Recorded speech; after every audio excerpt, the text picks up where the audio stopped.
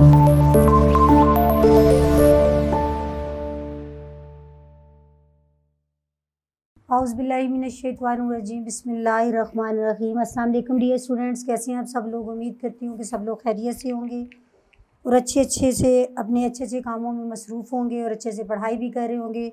Dear students, class HM के 6 class के बच्चे, उनका आज हम लोग सबक नंबर 8 ज़रा फ़ोन कर लूँ वो हम कर रहे हैं। उसमें हम लोगों ने जो लेक्चर नंबर 1 था उसमें हम लोगों ने उसकी पढ़ाई की, अल्फाज़-मानी किए और उसकी तशरीह की। उम्मीद करती हूँ बहुत दिलचस्प सबक था, आपको समझ भी आई होगी, बहुत अच्छे से आपने उसको सुना भी।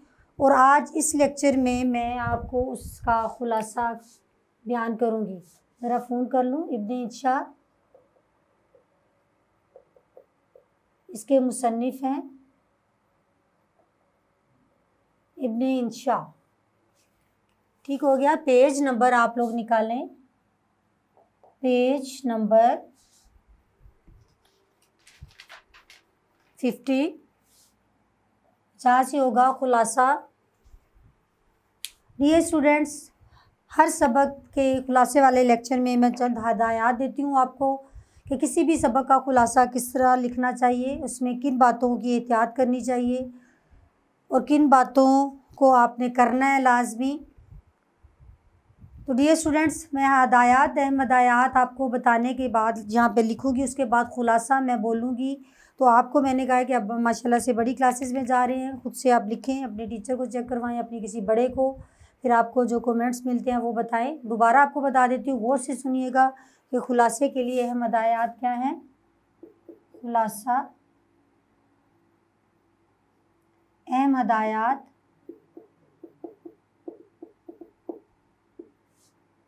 किसी भी सबक का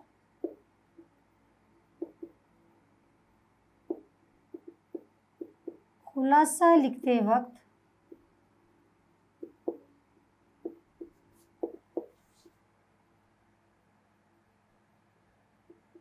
इस बात का ख्याल रखें कि खुलासा कुल सबक का 1/3 हो। 1/3 मसलन अगर सबक आपका 4 पेजेस पर है तो 1.5 या मैक्सिमम 2 पेजेस तक आपका खुलासा मुकम्मल हो जाना चाहिए।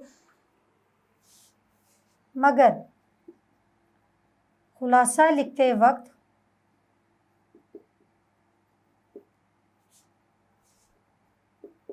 पैराग्राफ की तरतीब और अहम नकात को मद्देनज़र रखते हुए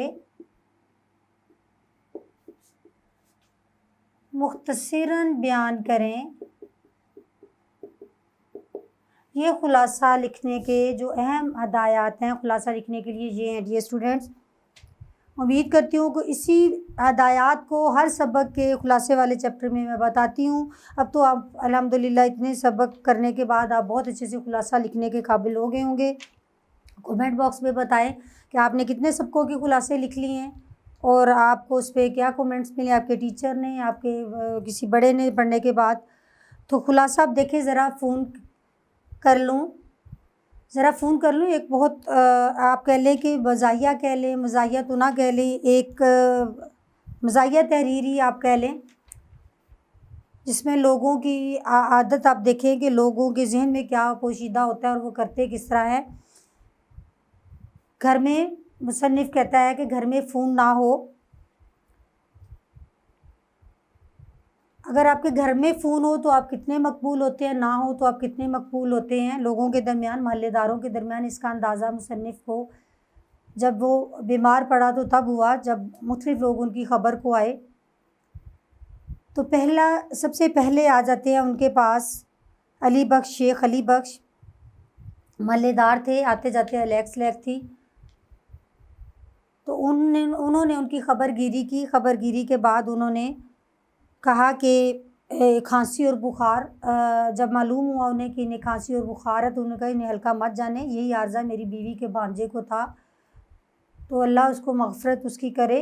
तो बड़ा आज़ाद मंच था, आज़ाद मंच यानी आज़ाद मर्द था, जो दिल में आता था करता था, मतलब। तो हम बुखला कर, मुसन्निफ़ बुखला कर बोले कि क्या वो वफ़ात पा गए हैं या मर गया है? तो उन्होंने कहा नहीं, वो कनाडा चला गया सब कुछ छोड़कर, तो वहाँ उसने शादी भी कर ली, अब तो हमें ख़त भी नहीं लिखता। तो मुसन्निफ़ को अपनी ज़िंदगी, नई ज़िंदगी मिलने पर बहुत इत्मीनान का सांस लिया उन्होंने। साथ में उनके भांजे, बीवी के भांजे पर रश्क भी हुआ जो कनाडा चला गया। तो इन बुज़ुर्ग ने जब ख़बरगिरी के बाद जाने लगे तो कहते हैं कि मैं ज़रा फ़ोन कर लूँ अपनी दुकान पर। तो हमने कहा कि आप मिज़ाज पुरसी के लिए आए, बहुत बहुत शुक्रिया, कर लें फ़ोन, कोई मसला नहीं। हमने कहा शौक़ से कीजिए। उसके बाद अब देखें वो जाते ही हैं तो उनके जैसे वो गए होंगे तो एक रिटायर्ड थानेदार और जो हाल ही में ठेकेदार होता है बाकर अली, वो आ जाते हैं। बाकर अली के बोलने का अंदाज़ होता है कि वो रिटायर्ड थानेदार होता है, तो वो पूछना उनकी वो मिज़ाज पुरसी कैसे करती हैं। वो कहता है कि सुना है कि आपके दुश्मनों की तबीयत नासाज़ है, यानी वो थानेदार था तो वो जैसे मतलब उसके पास केस आते रहे तो उस हिसाब से उसने अल्फाज की अदायगी की।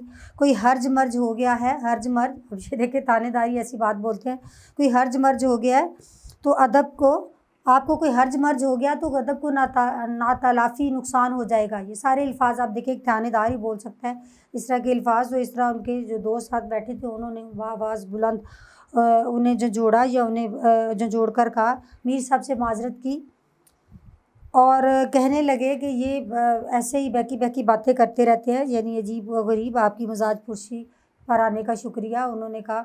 इसके बाद अब जब उन्होंने मिज़ाज पुरसी कर ली तो वो कहती है शुक्रिया का तो कोई मौका नहीं, बाहैसियत मुसलमान और एक महल्लेदार ये मेरा फ़र्ज़ बनता है कि मैं आपकी ख़बर लूँ। और जाते जाते कहते हैं कि मेरा बेटा जो है वो भट्टे पर गया है, तो मैं ईंटों का इंतज़ार कर रहा हूँ, ईंटों की वो ट्रॉली का या ईंटों के ट्रक का इंतज़ार कर रहा हूँ, इजाज़त दे दें मैं फ़ोन कर लूँ। तो हमने कहा बड़े शौक़ से कीजिए, आप ही का फ़ोन है। उसके बाद प्रोफेसर के बख्श, जिनका करीम बख्श, जिनका असल नाम करीम बख्श था, के बख्श कहते थे, प्रोफेसर बनने से पहले वो एक अज़ीज़ के यहाँ खानसामा थे, तो उसी वक़्त से इनके साथ अलैक्स या उनसे रस्म राह रवाज था। हाल पूछने आए, डॉक्टर का नाम पता भी दरियाफ़्त किया। उसके बाद उन्होंने अपने तजर्बात की बिना पर एक जो दवाई तैयार की हुई थी उसको भेजने का कहा। उन्होंने कहा कि एक दवाई है आप की शुगर लो गई है, शक्कर की कमी है आपको और आपका गला ख़राब है, तो एक दवाई है मेरे पास, जो कि उन्होंने कहा कि गंधक, मेंढक की चर्बी, गंधक और लाल बेग के अंडों से बनी हुई है और उसे आपने उल्लू के मग़ज़ के साथ निहार मुँह खाना है। आप देखेंगे कैसी अजीब। उन्होंने बताया कि वो मैं भिजवाऊँगा तो उससे आपको शफ़ा होगी। उठते उठते फिर एक दफ़ा फ़ोन पर एक जगह ऑर्डर देगी, वो भी फ़ोन करके। अब ये था कि मुसन्निफ़ के भाई ने यूँ किया कि फ़ोन अपने उनके कमरे में लिख कर लगा दिया, एक नोटिस लगा दिया कि जो मिज़ाज पुरसी करने आएगा वो फ़ोन नहीं करेगा और जो फ़ोन करने आएगा वो मिज़ाज पुरसी नहीं करेगा।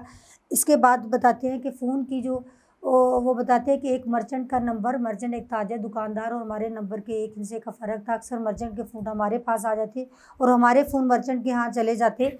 ये और उस मर्चेंट ने एक दफ़ा ताजर ने मुलाकात के दौरान बताया कि हमें नगाशात हमारी मांगी जा रही होती हैं, हमें कहते हैं कि कब 12 साल गुज़र रहा है, तो उन्हें फ़रमाइश करती है कि महफ़िल में आके शायरी के लिए आप लोग आए, कुछ मुशायरों के लिए, गज़लों के लिए आप तशरीफ़ लाएँ। तो इसी तरह मर्चेंट के फ़ोन जब हमारे यहाँ आते तो कभी बालूशाही का ऑर्डर मिलता हमें, तो कभी कहते थे कि 15 से लड्डू भेज दें, कभी वो कहते हैं कि बालूशाही असली देसी घी में बनी हो, तेल में ना तल के दे दीजिएगा, पहले की तरह ख़राब ना हो। बाज़ लोग तो तहम्मुल से रॉन्ग नंबर सुन लेते, जो सलाम के बाद थोड़ा आराम फरमाते तो अगले के जवाब का मुंतज़िर होते, तो वो रॉन्ग नंबर सुनकर बंद कर देते। लेकिन एक दफ़ा एक ऐसा फ़ोन आया, वो कह रहे हैं कि बाज़ सब्र करने वाले नहीं होते, तो एक दफ़ा एक फ़ोन आया, उस पर भी एक साहब फ़ोन में वो जल्दी में थे। उन्होंने कहा कि हमें लिखिए 4 छोलेदारियाँ चाहिए, छोलदार चाहिए। अब वो ऑर्डर पूरा लिखवा रहा है, तो आगे से अर्ज़ की कि माफ़ कीजिए, इससे पहले कि वो बात सुनता वो कहता है नहीं मेरा ऑर्डर लिखते जाओ, टाइम नहीं है। उसने कंगार कर पूछा 12 डिनर सेट दे दे, पहले की तरह आप टीचर ना हो, 4 चांदियाँ भी दे डाल दीजिएगा, सालन गिरी हुई ना हो, क्योंकि हमारा पैसा जो है वो जायज़ है। अब देखा कंगार कर, हमने फिर कहा जी सुनिए तो सही, वो सुन ही नहीं रहे थे। वो कहते हैं बस लिखते जाओ, 18 डोंगे, 72 प्लेटें और 5 लालटेनें, 150 चम्मच और 10 जग, ये सारा कुछ लिखते रहे। हम भी लिखते रहे।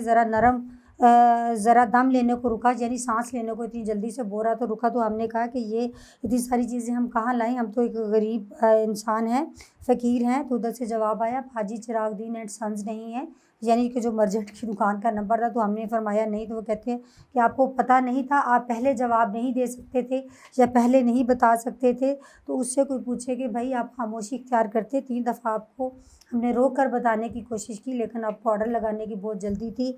कहने का मकसद ये है कि फ़ोन घर के होने से आपकी शोहरत और आपकी जो आप कह लें कि इज़्ज़त जो है वो फ़ोन होने या ना होने से इस पर कितना मुनहसर है, ये इसके बाद पता चलता है।